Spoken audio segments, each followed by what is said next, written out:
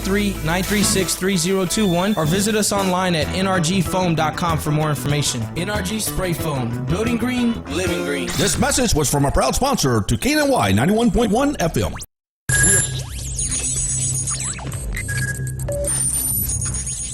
We are broadcasting live from the Woodlands, Texas to the world. You're listening to the only multimedia FM station in Houston, Texas. Your Fusion Radio. Top 40s, dance, Latin, country, pop, rock and roll. All in one station. Mixing genres and generations. You're listening to KNLY New Waverly, Texas. 91.1 FM, The Boss. The program presented or submitted by members of our community and are a proud sponsor of KNLY 91.1 FM. The views expressed do not necessarily reflect those of KNLY 91.1 FM and its affiliates.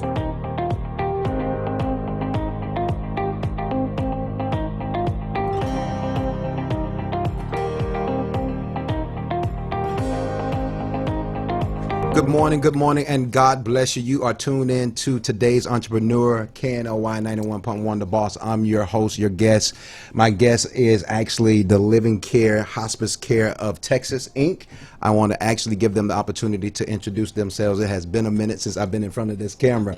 Come on, Miss Garrett, tell them who you are, and then I have Mr. Ricardo Rampersad, but we're going to get right into some great discussions.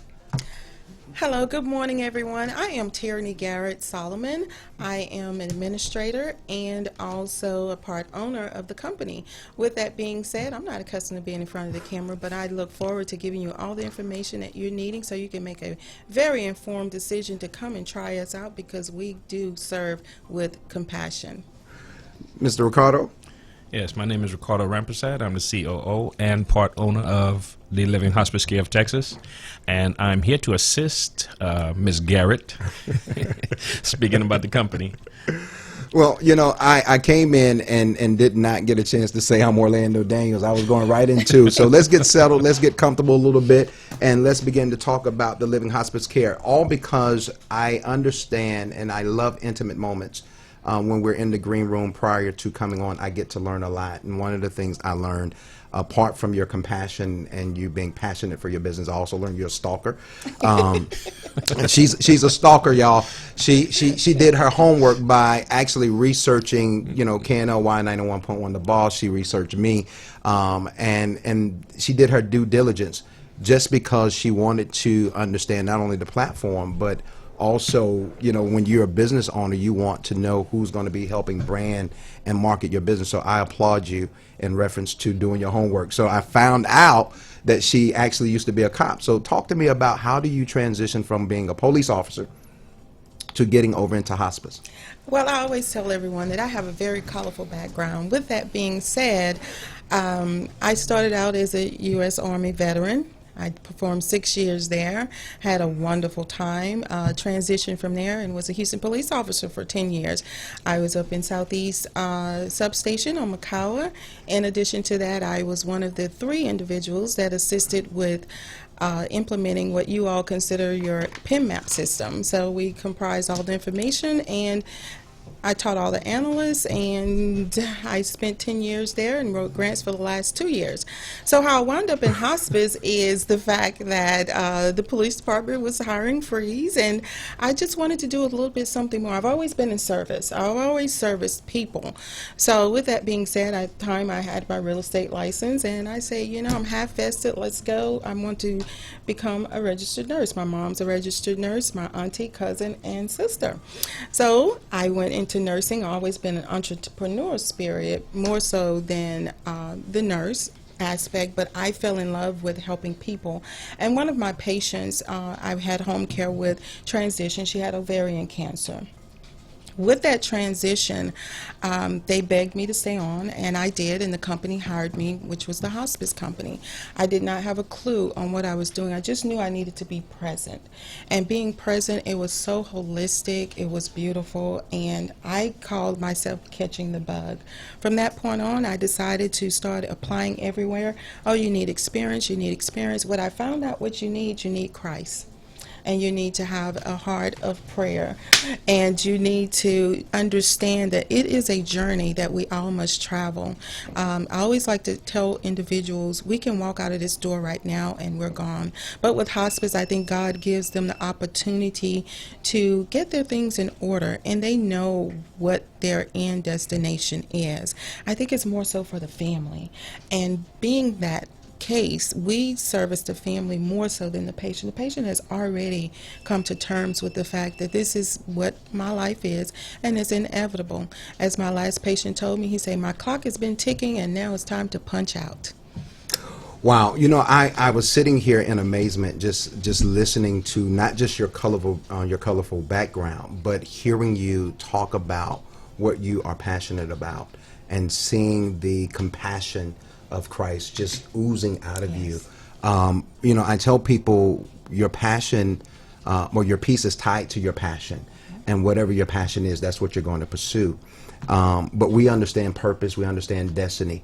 How did the two of you, because I've gotten a chance to interact with the two of you, and you all definitely engage like brothers and sisters, you know, and you would be the one that I would say the nagger. Yeah, that would be the classification that I would put you in. But how did the two of you all, and we know it's all God, but how did the two of you all come together and say, hey, this is something we need to establish and do together? That's my story to tell. Yes. Well, we came in from New York, my family and I. I worked at a insurance company. I'm also a nurse, ex-military. Works at an insurance company. Mm-hmm. Wanted something different other than sitting in an office all day and telling patients, yes, you qualify for this, yes, you qualify for that. I came out of business development, mm-hmm. and I was usually out assisting people to find places where they need to go. I met Miss Garrett. I walked in her office. She was working for a hospice agency. Mm-hmm. Walked in the office, and she said, no, we're not hiring. And I said, well, at least talk to me. And the young ladies who worked with her said, just come in the door and go sit in her office. Just come in and go sit in her office. So she walked in and she said, who is this man? Didn't I just tell him that he's not hiring? We're not hiring? Get him out of my office. And I said, I'm not going anywhere until you talk to me. And she said, well, what can I do for you? I said, did you open this? She said, yeah. I said, this is all you. You did this. She said, yeah. I said, let's do our own. So she laughed and she said, you know what? I think I do have a job for you. Talking about your steps being ordered, you know, there's a scripture that says all of our days have been seen and written before there was ever a day. And so it's good to see that you all were able to come together. And I tell people, whenever God puts relationships, he's looking at the big picture, people who benefits from what you all have been able to establish. Talk to me a little bit, because you all are not only veteran owned, and I love the brochure and some of the things that, you know, actually is going to go across the screen, but some of the things that I've been able to learn about your facility and your business and being able to talk. But some of the things that you all provide, and then let's talk a little bit about hospice for those who don't understand. Okay, well, hospice is end-of-life care. You have all types of care when you speak of the medical. Hospice is a totally what we consider a different animal than any other, because what we do is comfort care and pain management. We don't cure, we don't treat, but we actually keep a patient comfortable and we control their symptoms. With that being said, the care that we give is a multidiscipline. It's not only nursing. It's your nurse practitioner, it's your skilled nursing, it's your chaplain services, social worker, and even to the aide. An aide will come in and assist with bathing, cleaning, whatever is needed. There's not a time constraint on our aides, because of the simple fact with our aides, if that patient does not feel like getting up that morning, and you know, if you're dealing and battling a disease, there are days that are good and there are days that are bad. We make sure that that aide stays there long enough to get the job done, i.e., they're in a facility. Miss Davis doesn't feel like getting up that morning. The aide calls in and say, well, Miss Davis doesn't feel like getting up right now. I say, well, have a conversation with her, and this is the training that I give them. Have a conversation, sit there, and allow her the time to get up, dangle her legs on the side of the bed, get her dressed, and walk her to the hall where she would have her meal. If she doesn't feel like eating, try to assist her with eating. So there's not a, I'm coming in just to take care of X, Y, and Z and I'm out. And that's even with the nursing. We pay by the hour simply because it's not per visit, it's per situation. And with that being said, we make sure that the communication is there. I know we had spoken about that earlier, our Bridging the Gap program, where we call the patient, and if they're in the facility, we keep in contact with the facility nurse also in regards to what is going on with the patient.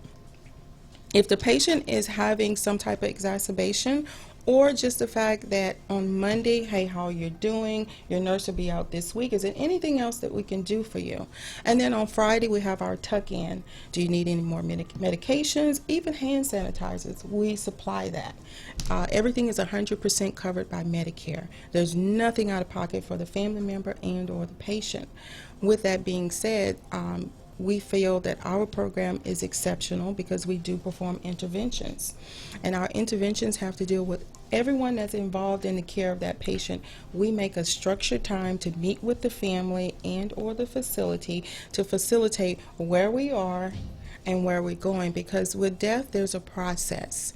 With end of life, there's a process. And just because my grandmother has Alzheimer's and Mr. Davis has Alzheimer's, they both travel a different journey. So we make sure that we make it specific to that patient and to that patient's family dynamics, because sometimes the dynamics are quite, they're in crises. I was just there in January. I've been doing hospice for 10 years, and guess what? I couldn't even read the paper. I did not understand the information because I am so bombarded with auntie over here, what are we going to do? I'm over here with the son saying, you know, I'm not ready for my dad to go. So they deal with those different dynamics. And as a person that I am, and I bring all my experience with me, I'm able to connect. And that's the biggest thing, the connection. You know, for me, when I interact with business owners and entrepreneurs, you know, all across the board, one of the things I love is to hear the story. What has caused them to become pregnant with, you know, this type of compassion, this kind of pursuit, this type of direction in their lives. And we all know that there's a process and there's a path.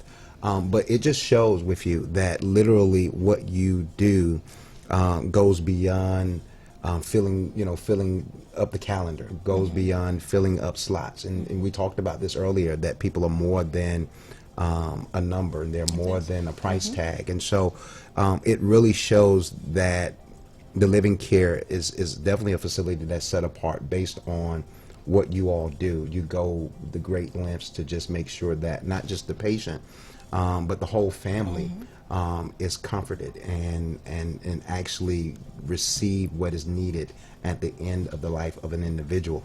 Here's something that I would, I'm just curious to know. Have you all ever had someone that has been brought to hospice and God changed the report?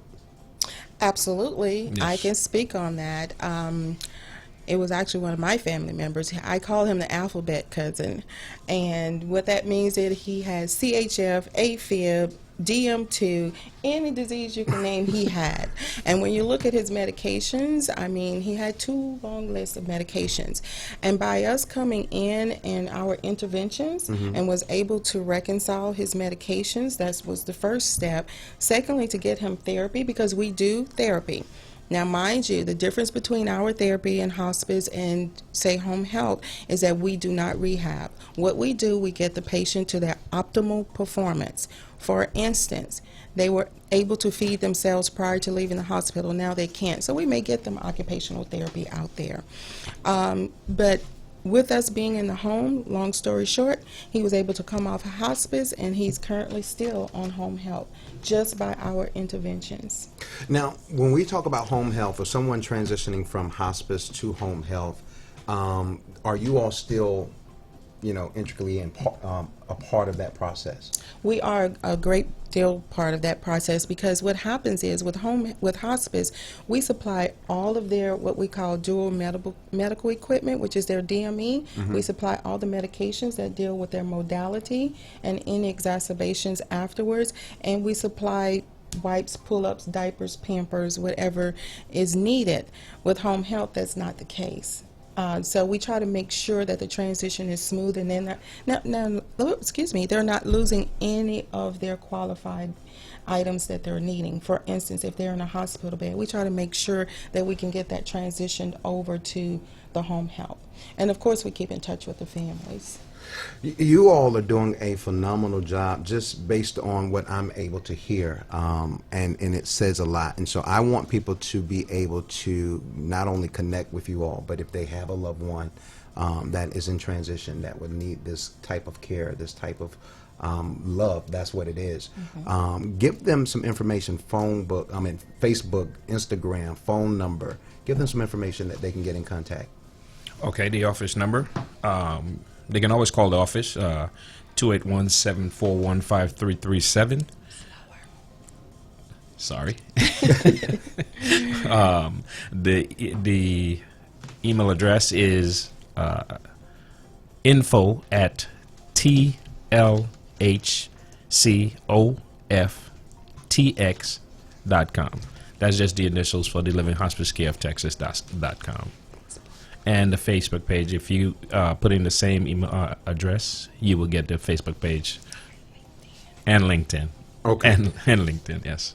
All right, so let me help out Mr. Ricardo.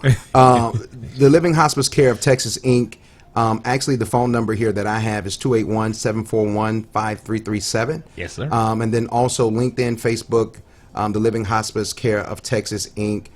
So you all want to connect, and if you cannot find the information, make sure that you're still following Orlando Daniels, KNLY 91.1, The Boss. It'll be on all of our platforms, and we want to connect you with this type of business that you and your loved ones may be cared for. You all be blessed. Enjoy the remaining part of your week. Make it a great day. Thank you for having us. Thank you all. Thank you.